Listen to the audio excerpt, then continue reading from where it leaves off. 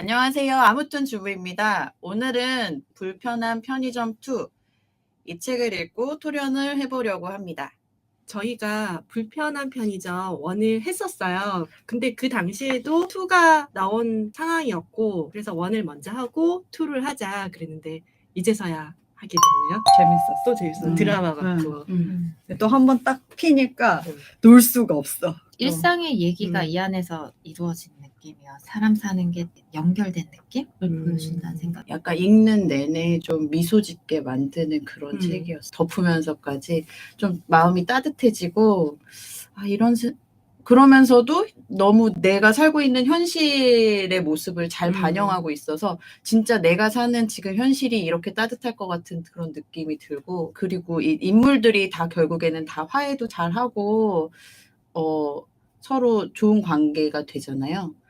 그게 뭔가 우리 일들도 잘 풀릴 것 같고 결말은 좋을 것 같은 그런 느낌? 이게 물론 소설이긴 하지만 삶이랑 우리의 실제의 삶이랑 크게 다를 것 같지 않다라는 생각이 들더라고요. 그냥 근데 이 안에 인물들의 공통적인 특징은 자기 인생을 그래도 살아보려고 열심히 살려고 하는 사람들이 다 나왔던 것 같아요.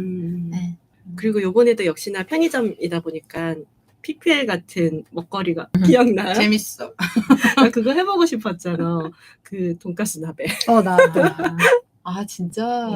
라면에다가 돈가스 삼각김밥을 집어넣고 면을 건져 먹고 그다음에 좀 뜯어 먹다가 해봐야지 저. 근데 내 스타일은 아니야. 나도 내 스타일은 아니야. 컵라면 국물을 안 먹어. 우리 그래? 난 맞아. 같이 해보자. 그래. 아니 컵라면 우리 참참참도 할 거다? 먹방 한번 할까? 찍을까요? 참참참의 불편한 편의점 먹방. 1편에서 참치김밥 아니야? 참치김밥에 참깨라면에 참이 참 있어. 이렇게 해서 그리고 참참이고 요번엔 참치. 그래서는 참이슬에 자갈치. 가불치라고 나오는 자갈치. 그리고 돈가스다. 그 1편에서 보면은 이렇게 3인칭 이렇게 얘기하다가 1인칭으로 바뀌는 여기도 있어. 찾았구나. 어디?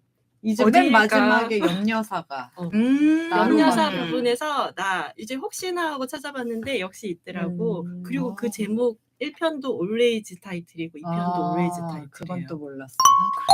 염려사가 도대체 어떻게 된 거지? 갑자기 사장이 민식이고 점장이 선숙이고 막 바뀌었어. 그런데 염려사가 어떻게 된 거지? 무슨 일이 있었던 거지? 그랬나? 막 이런 생각도 맞아. 했거든요. 근데 이 아들 아직도 이러고 있어. 어떡하지? 걱정돼. 너 삶을 한번 살아봐라. 기회를 준 것 같다는 생각을 많이 했어. 저는 이게 책에 나왔었던가 모르겠는데 약간 피해서 내려갔다는 느낌이었어요. 그래서 어떻게 보면은 남편 먼저 보내고 애들 사실 분가한 뒤였잖아요. 그리고 이제 자기가 그 나중에 나온 얘기지만 그런 현실을 좀 제대로 바라봤어야 되는데 도망치다시피 24시간 할 수 있는 일을 찾다 보니까 편의점을 열었고 그 일을 하고 있는데 아들이 다시 내 영역을 침범해서 들어온 거고 거기에 아무래도 신경이 쓰이다 보니까 자꾸 트러블이 생길 것 같고 좀 스트레스를 받으셨죠. 치매 판정을 받고 내려갔죠. 맞을까? 가서 받은 것 같은데. 가서 그래서 전화로 딸한테 상담을 해서 일단 그 거점병원을 가봐라.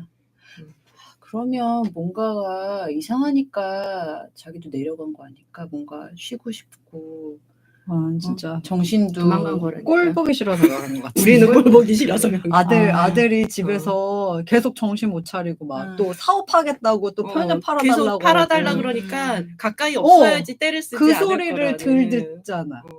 나는 너도 자매가 있지만 자매랑은 지내는 게 되게 자식 이렇게 떨어뜨려 놓고 지내는 게 되게 편한 것 같거든. 그래서 그냥 나는 이게 오히려 나를 위한 선택이라는 생각을 했는데 이게 나쁜 의미가 아니라 나 되게 좋게만 생각을 했던 것 같아. 그냥 자매끼리 같이 있는 것 자체가. 근데 이제 자매만 있는 게 아니라 그 딸도 조카. 있었으니까 사실은 이제 어떻게 보면 이제 어떤 한 가구 안에 잠시 편입된 거잖아요. 그럼 아무리 언니랑 가까워도 얹혀 사는 건데 그게 그렇게 편한 관계일 수 없고 이게 장기화 될수록 눈치가 보이고 막 이런 것도 있으니까 그 작가의 어떤 의도가 있었을 것 같긴 해요. 그 언니네 모녀 사이와 염려 사이의 그 자식과 염려 사이의 사이, 그 부모와 자식 간의 그 관계, 각자를 자각해야 각각이 되는 거야. 가족이자 각각이어야 오래 갈 수 있는 거고. 각자로서의 감각을 잃지 말라고 혈육이지만 서로의 분별을 잊지 말자고.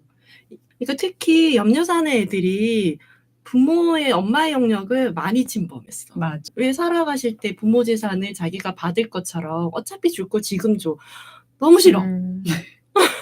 줄 것도 없어. 난 맞아. 얘네 왜 이래? 이 생각밖에 안 해봤다. 사실은 가족이 제일 힘든 것 같아요. 가장 가까워서 서로가 되게 다 겹쳐져 있어가지고 내가 얘고 얘가 나고 서로 그게 잘 되지 않으니까 왜 얘는 이걸 못해? 걔는 다른 사람이라 그걸 못할 수도 있는데 왜 쟤는 이런 행동을 하는 게 이해가 안 되고 이제 염려사가 아들이랑 같이 올라갈 때 조카가 그 얘기 하잖아요. 경제권 놓지 마라 하는데 저도 그 말이 사실 이게 한 몇 년 전만 해도 뭐 죽을 때 갖고 갈 것도 아니면서 자식들 좀 살게 도와주지. 어차피 줄 거면 미리 주지. 부모님이 좀 도와주면 좋잖아? 라는 생각을 했는데 이게 또 살다 보니까 사람 마음이 참 간사해. 받을 거 받고 나면은 이제 도리를 안 하게 돼. 특히 이게 어쨌든 뭐 나는 내부 보니까 어떻게 그렇게 하는데 사위나 또 며느리 같은 맞아. 경우에는 그런 마음까지 요구하기에는 좀 그렇고 그거를 그게 아무것도 없이 그냥 사실 그렇지. 몇십 년이 될지 모르는데 그거를 그냥 그렇게 해야 된다면은 그냥 계속 좋은 맞아. 마음으로 갈 수 있는 사람들도 있겠지만 아닐 사람들이 많지 않을까요? 되게- 좋은 마음으로 가. 되게 아. 현실적으로 언니 되게 현실적으로 예를 들어서 아프셔. 아프셔. 나 음. 정말 대학병원 와서 검사 한번 받고 싶어. 음. 그런데 내가 그냥 모시고 가고 안내만 하면은 부모님이 다 계산을 해, 병원비를. 이러면 흔쾌히 그치. 해. 이게 아. 효도가 돼. 근데 없어. 돈까지 없는데 내야 되면? 대학병원 하고 싶은데 이제 내 돈 내야 돼. 맞아. 그러면 무슨 병원이야. 그냥 일단 동네 병원 가봐. 이렇게 되거든요. 그럼 이 효도의 질이 달라지는? 이게 자본주의 사회에서 어쩔 수 없는 게 진짜 음. 우리도 팍팍하니까 사실 사는 게 그러니까 그걸 뭔가 인성이나 이런 거하고 또 이런 걸로 얘기하기엔 좀 그렇지 않을까 싶어요. 근데 나는 또 그런 생각을 했어요. 그냥 서로 안 주고 안 받으면 안 되나? 그러니까 사실은 그렇게 처음에 시작하는 거예요. 처음에 그냥 내가 너한테 이 거래 관계가 아니라 주지도 않고 받지도 않는다 이런 관계에서 가다가 뭐 가끔 밥 사드릴 수 있는 거고 가끔 뭐 가볍게 용돈 줄 수 있는 거고 이렇게 맞물려 가면 되는데 뭔가 그 의도가 그 안에 항상 있어서 뭔가 잘해주고 이런 게 오히려 서로를 망치는 것 같아요. 부모도 부모답게 부모의 역할을 못하게 만들고 자식도 자식으로서의 삶과 자식의 영역을 못하게 만드는 거예요. 그러니까 내가 돈이 있으니까 우리한테 잘해 이러면서 얘네 시간을 강요하고 그치. 그리고 얘네도 뭘 더 받기 위해서 그거를 약간 대가를 지불하듯이 하고 난 이런 관계가 부모가 진짜 자식을 독립시켜서 하나의 개체로 사회에 내보내서 얘네들을 살게 할 작정인가? 라는 이런 생각이 드는 거예요. 그러니까 이게 옳은지 아는 효도도 거야. 뭐 받을 거다 이런 생각 말고 그냥 측은지심과 이런 공감으로 그치. 해야지 계산을 해서는 맞아. 서로 좋은 마무리가 될 것 같아요. 그러니까 진짜 정말 자본주의 하에서는 약간 나도 능력이 있어야 내 부모를 내가 챙길 수 있고 내 가정을 내가 챙길 수 있지. 이게 없으니까 자꾸만 맞아, 누구한테 그럴 수 바라게 있어. 되고 그러니까 약간 각자 잘하면 돼. 그- 각자. 그러니까 이게 맞는 거예요. 말이야. 각자. 각자 잘하고 이제 뭐 바라는 거 없이 대가 없이 주고 그게 좋은 것 같아. 맞아. 그래야 또 줬을 때 되게 기쁘다. 근데 염려사가 사랑을 안 하진 않았을 텐데. 그치, 나 그러네. 그게 왜 둘 다 이러지? 좀 그런 생각이 들었어요. 이런 인품의 어머니가 키우셨으면 일을 하느라 너무 바쁘셨나? 천성이에요? 태어나면서? 자기 성격? 그런 이야기도 있었는데 내가 찾아야지. 기억을 잘해. 나는 그 대목도 되게 좋아. 지나고 나서야 알게 되었다. 젊은 날에 자신이 얼마나 완고했는지를. 완벽과 원칙을 강요했고 맞아 있었어. 잘 따라온 딸에게는 상을 주고 아들에게는 벌이 아닌 벌을 주었다는 것을. 딸에게 해준 격려를 아들에게 반만 해줬다면 어땠을까? 아들의 마음을 이해하려고 노력을 조금만 했으면 어땠을까? 물론 지금 이것도 유효한 일이다. 여전히 힘들지만 다시 꼭 마주해야 할 일이다. 그냥 이 사람이 살아온 게 선생님이었고 이러니까 항상 원칙이 있었고 또 학교가 또 되게 그쵸. 성적과 태도와 이런 게 다 보이잖아요. 아들도 딸도 그 원칙을 버리기가 힘들었을 것 같다는 생각을 해요. 딸은 공부를 잘했고 우등생이었고 모범생이었으니까 칭찬의 기준이 좀 그쪽에 있었지 않았을까 하는 생각도 드네요. 그래서 아직도 상으로 뭘 바라나? 보상. 나 그치. 의사 됐으니까 뭐 팔아가지고 병원 세우는데 좀 도와줘야 되는 거 아니야? 이런 거? 맞는 것 같다. 또 그러면 또 그 딸의 생각은 내가 그래서 편의점보다 더 잘 굴려서 엄마한테 더 해줄 수 있으니까 결과 잘했으니까. 그래도 좋은 결정을 했다고 봐요. 애들 20살까지 익혔다고 땡 아니고 30대도 40대도 50대도 계속 뭔가 소통을 해가면서 그렇게 관계를 유지하는 게 아닐까 싶은. 아빠들이 꼰대 대명사로 나오는 이유가 뭘까? 사회생활을 오래 해서? 과묵하게 책임감만 강요받은 사회에서 자랐으니까 그냥 당연히 그런 모습을 보고 자라니까 꼰대로 된 거 아닐까? 집에 오면 말 많이 안 하고. 참 이 시대가 아빠들이 놀지만은 않았는데 왜 이렇게 왕따를 당하고 이렇게 가족에서 이런 대접을 받아야 할까? 조금 사실 그런 것도 안타깝다는 생각. 집에서 남편 꼰대야? 우리 남편은 상꼰대죠. 상꼰대입니다. 어때요? 엄마는 끊임없이 아이들한테 얘기를 하려고 그래. 무슨 문제가 생겨도 얘기를 하려고 그러고. 그런데 아빠는 문제가 생기면 화내고 그다음에 이제 이렇게 담쌓고 있다가 나중에 또 하려고 하니까 그래서 그런 거 아닐까 싶어요. 제가 보기에는 약간 꼰대 기질이 있어요. 다분한데 자기는 아니라고 막 이렇게 억압을 하거나 그러진 않지만 그래도 잘 굽히지 않아요. 생각을. 굽히진 않는 것 같아. 잘 굽히지 않아. 약간 남성성에 그게 좀 강한 건 아닌가. 내가 가만히 있어도 딸내미한테 아빠 왜 그래? 아빠 실망이야. 딸내미가? 이제는 인간 대 인간으로 보거나 이제 거기에 아빠가 하는 일에 평가가 시작되니까 그런 얘기를 한번 듣고서는 제가 남편이랑 운동 나가서 걸으면서 아까 잘못했어. 이제 애들이 커서 우리 조심해야 돼. 내가 다 무조건 옳다라는 걸 고집하다 보면 그게 꼰대가 되지 않을까. 약간 뭐 문제 상황이 있을 때 아이들하고 엄마들은 얘기를 많이 하잖아요. 그리고서는 그럼 얘네 얘기도 듣게 되고 그러면서 뭔가 딱 이거를 해결한다기보다는 그렇게 끝나는 경우들도 많거든요. 근데 남편은 좀 이걸 어떻게 판가름을 씌워서 해결을 해버리겠다. 하지만 그래도 아이들이 원하고 이런 거는 나보다도 한 발 앞서서 다 해주고 뭐 애들이 뭐 먹고 싶다 한 발 더 앞서서 해주고 그게 안 좋은 거지. 이런 거는 남편이 항상 다 해주고 점수 따네? 아니 근데 이제 점수 못 따는 거지. 해주고도 점수 못 따. 근데 이제 그거를 나는 아니까 애들한테 얘기해주면 애들이 또 수긍을 해요. 그러니까 이게 약간 집안에서 이게 편이 어쨌든 나눠질 수밖에 없어. 성향이 다르니까. 근데 이제 그거를 중간에서 누군가가 조율하는 사람이 한 명은 있어서 그 관점을 서로 읽어주고 좀 이렇게 해주면 사실은 어떻게 보면 엄마 아빠의 관계가 좋아야지 가족이 묶이는구나라는 생각이 드는 거예요. 엄마가 아빠가 삐그덕거리면 얘네들은 어쩔 수 없이 나눠질 수밖에 없다는 생각이 들어가지고 결국에 부부가 제일 중요하구나. 아빠가 와해되지 않도록 가족 안에서 떨어져 나가지 않도록 애들한테 우리가 계속 얘기를 해주는 역할을 해야 될 것 같아요. 아빠를 좀 이해시킬 수 있게. 왜냐하면 본인이 그렇게 하는 분들이 많지가 않으니까. 당신은 개조수정을 하고 계십니까? 아니면 했던 경험? 제가 사실 일하기 싫어서 결혼했거든요. 근데 왜 이런 걸로 내가 이렇게 살지 않았는데 왜? 이래가지고 결혼했는데 차라리 돈 주는 보스가 낫다. 내 남편이지만 하드코어다. 막 이러면서. 또 내 안에는 계속 그런 결핍이 있었거든요. 왜 나는 이렇게 사회적 자아로 자라지 못하는가에 대해서.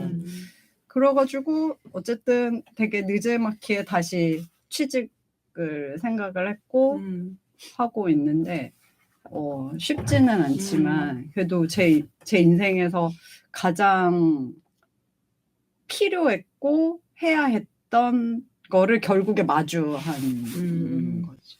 난 생각해보니까 회사 다니다가 이제 몸이 아파가지고 그만두고 쉬면서 남편이랑 결혼해서 일본 갔었던 거, 그게 약간 개도수정이 아니었나. 계속 쉬지 않고 달려오다가 잠깐 쉬는 걸로 개도수정하고 나니까, 그러고 한 1, 2년 시험시험 일하고 다니다 보니까 조금 주변이 보이는 거? 그랬었던 것 같아요.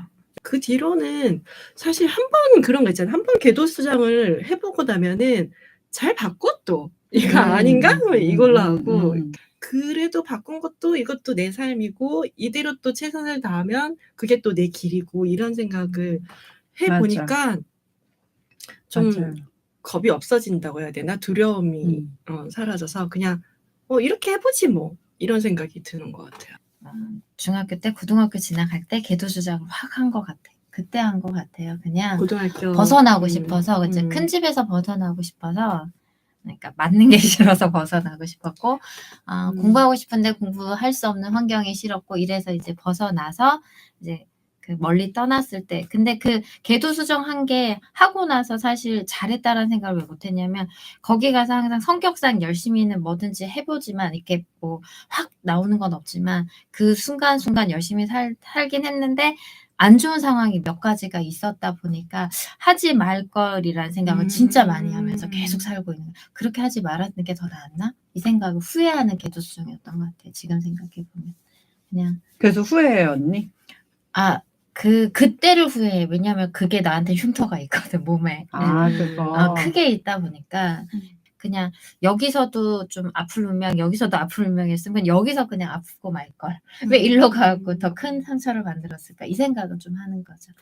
조금 더 여기가 평안하지 않았을까? 옛날이. 그 생각은 했죠. 아니 좋은 방향으로 해석은 다 할 수 있는데 그냥 그랬어 인생이 그것만. 그렇죠. 그것만. 맞아. 내가 이게 맞는 줄 맞아. 알고 이렇게 갔는데 아니면 저도 취직이 맞는 줄 알고 갔잖아요.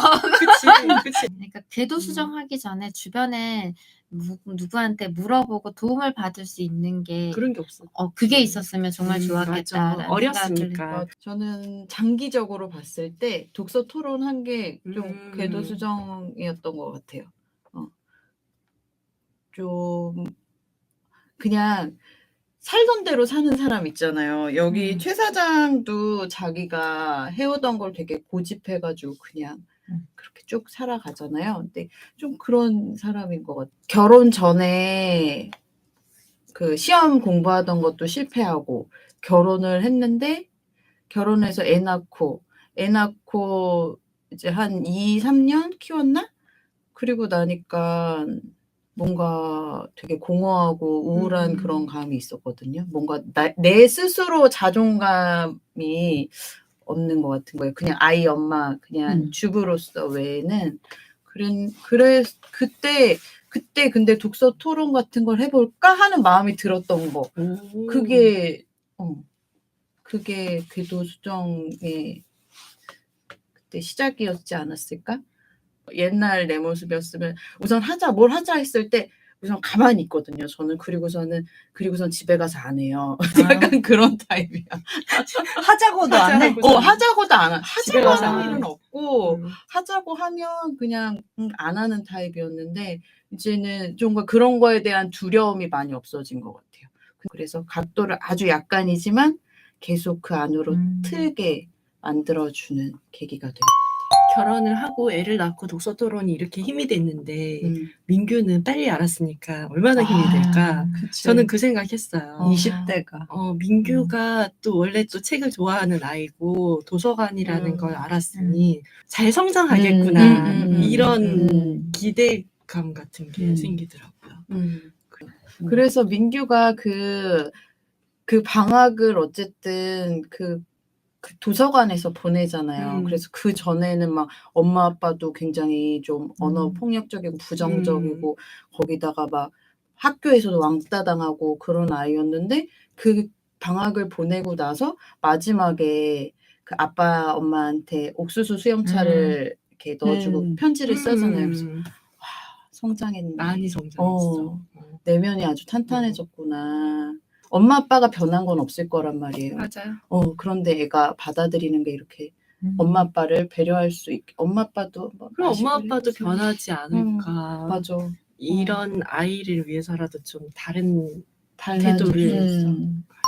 그 1편에서도 독고가 의도하진 않았지만 계속 독고의 뭐 어떤 말이나 이런 게 사람들한테 영향을 주잖아요.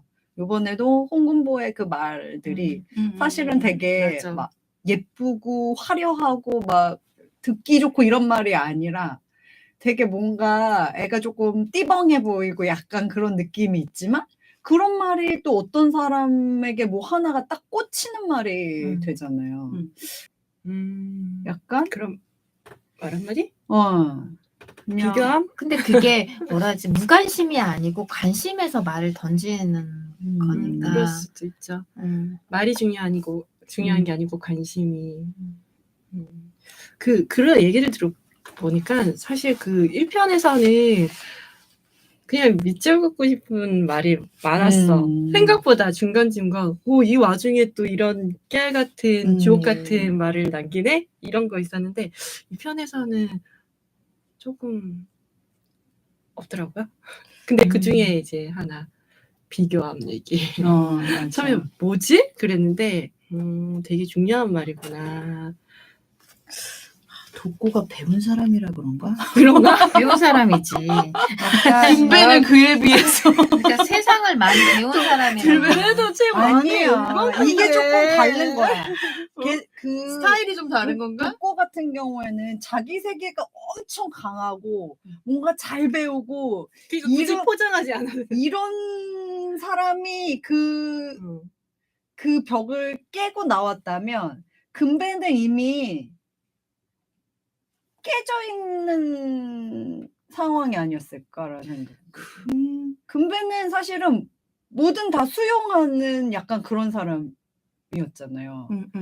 집도 어려웠고 그리고 뭐 선배가 야 밥 먹으러 뭐 가자. 근데 갔어. 또 열심히 해. 또 열심히 해. 지식으로 쌓인 그게 많은 게 아니라 약간 경험으로 쌓인 내공이 단단한 사람. 그게 그래서 약간은 뭔가 미사오거나 이런 게 없어. 그래서 심지어는 뭐야 너무 저렴한 말이잖아. 그렇지, 약간 저렴하게. 약간 이런 느낌이 되게 좋은 말인 것 같은데 이렇게 저렴하게 써야지. 작가 진짜 대단하다 이걸. 누가 하는 말이냐에 따라서 표현을 다르게. 근데 그런 말도 어떤 사람한테는 영향을 주잖아요. 그렇지. 자갈치 가물치. 아. 이거 진짜 뭐 별거 아닌데 맞아. 그거가 이 사람한테 또 확 꽂혀서 아빠를 추억하고 취업을 하게 하고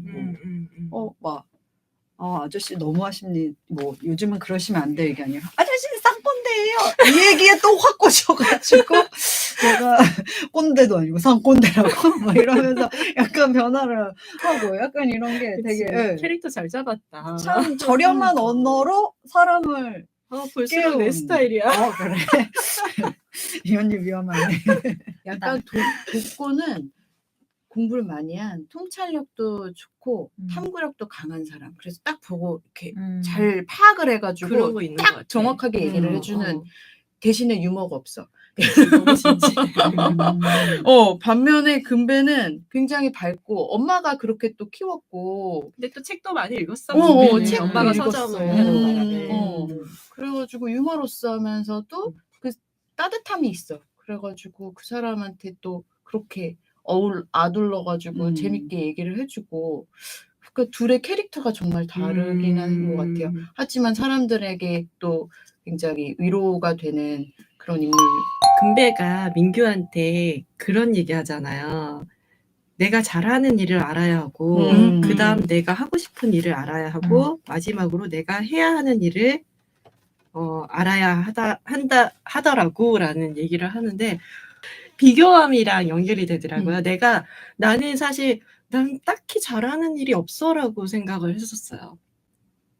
그래서 옛날에 뭐 회사 다니면서 홈페이지를 만들어도 내가 만들어 놓은 거를 자꾸 다른 사이트하고 비교를 해. 뭘 해도 다른 사람 더 잘한 거랑 비교를 하고 이렇게 했었는데, 근데 그 중에서 나는 그나마 그 일을 잘하는 편이었거든. 그러니까 내가 다른 사람하고 비교를 하는 게 아니고 내 스스로 내 안에서 내가 할 수 있는 그 역량 안에서 얘를 그나마 잘한다라는 거에 꽂혔어야 되는데 나는 계속 비교를 하면서 찾으려고 했구나. 그냥 그 사회적인 잣대로 잘하는 걸 찾지 말고 네 안에서 네가 잘하는 거, 네 안에서 뭐 여러 가지 네가 하는 일, 할 수 있는 일 중에서 잘하는 걸 찾으면 될 것 같다라는. 비교는 암이고 걱정은 독이야.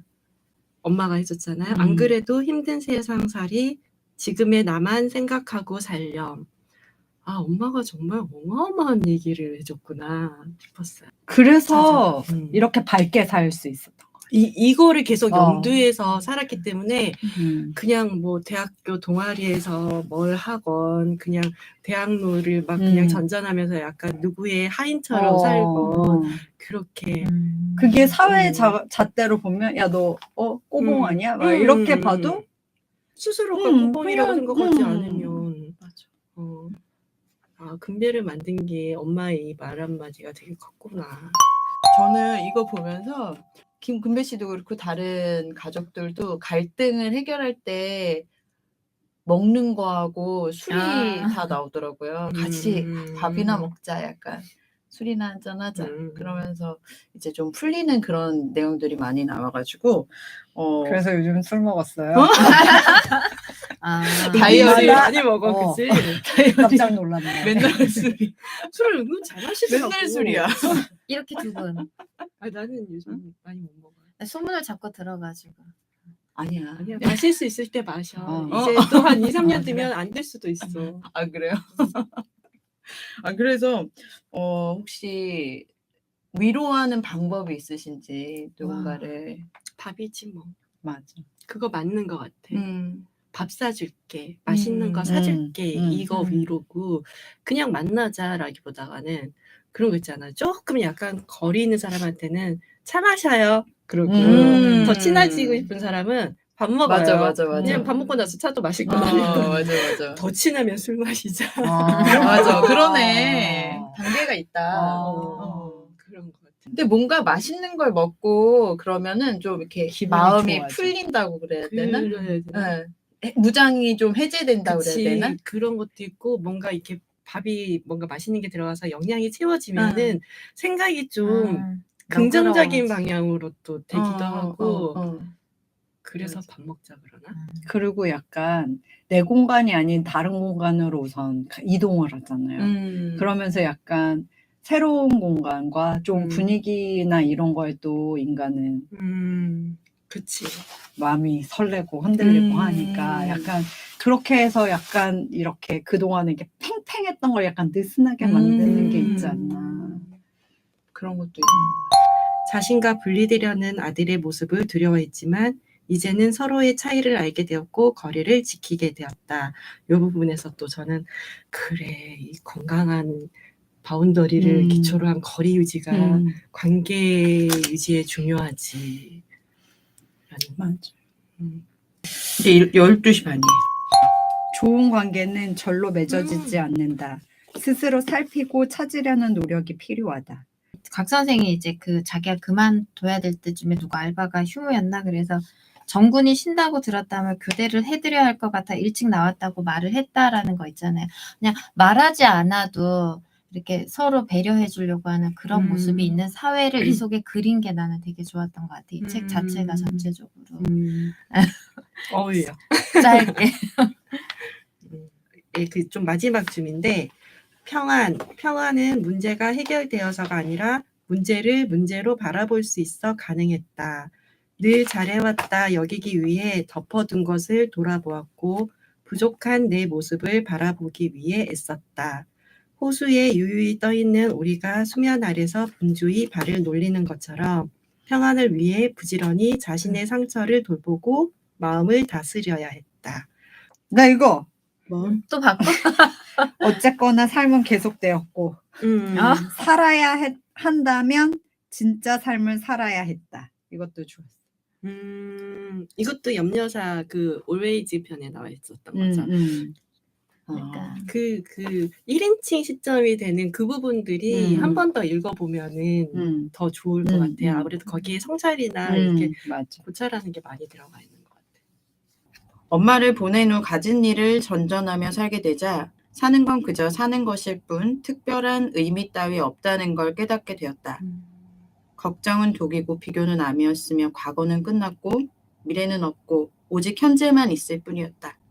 지금 죽는다 해도 후회는 없었으며 남은 인생은 언제든 반납할 용의가 있었다. 네, 지금 뭔가 내가 뭔가 어려움에 처했으면은 이런 생각을 정말 할 것 같아요. 근데 그 인경이의 연극에 다시 출연을 하게 되면서 그냥 사는 게 아니라 진짜 사는 기분이 뱃속 깊은 곳에서부터 멀미처럼 요동쳐 숨이 다 가파왔다. 그러니까 뭔가 큰 계기가 아니더라도 진짜 일순간에 돌아서면은 그게 또 내 마음이 달라질 수 있고 해결될 수 있는 게 아닌가 싶은 생각이 들어서 이 부분이 굉장히 와닿았어요. 바꿀래. 바꾸세요. 다시 해봐서 안 한 것처럼. 저는 변화. 누가 시켜서 되는 게 아니라 스스로의 변화 말이다. 사람은 변화를 싫어하는 게 아니라 누군가에 의해 변화를 요구받는 게 싫은 거라는 말을 들은 적이 있다. 그래서 바뀔 것을 요구하기보다는 기다려주며 넌지시 도와야 했다. 저도 이거 보면서 애들한테 저렇게 해야 맨날 애들한테 접목시키고. 가장 실천하기 쉬운 부분이죠. 자꾸 뭘 가르치려고 그러고 시키려고 그러고. 오늘은 이렇게 불편한 편의점 2 같이 읽고 얘기 나눠봤는데요. 되게 편안하게 드라마 보듯이 읽어볼 수 있는 책이라 청소년부터 저희 초등학교 아이도 읽어보고 싶어 하더라고요. 읽어봐도 될 것 같아요. 그리고 나이 드신 분들, 부모님들 가볍게 혹시 도서관 가서 큰 글씨 책 있으면 그거 한번 또 같이 읽어보도록 주변 좋은 분들에게 추천해도 괜찮은 책이라고 자신합니다. 다음에 또 봬요. 안녕.